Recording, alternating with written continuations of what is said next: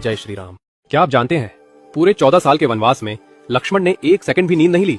और इससे भी बड़ी बात, उनकी नींद को पूरा करने के लिए कोई और 14 साल तक लगातार सोता रहा। कौन था वो? आप हैरान रह जाएंगे। वनवास की पहली रात थी। भगवान राम और सीता गहरी नींद में थे, लेकिन लक्ष्मण की आंखें जाग रही थी। उन्हें लगा, यदि मैं सो जाऊं तो जंगल के खतरे मेरे भैया और भाभी को नुकसान पहुंचा सकते हैं।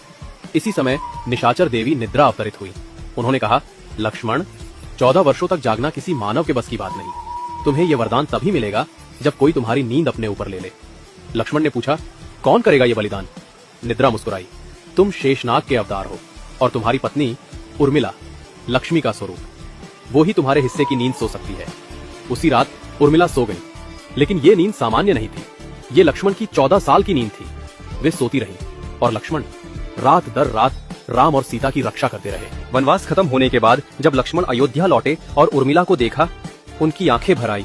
उर्मिला ने आंखें खोली और 14 साल बाद पहली बार मुस्कुराई। लक्ष्मण ने कहा, तुम्हारे इस त्याग के बिना मैं इस धर्म को निभा ही नहीं पाता।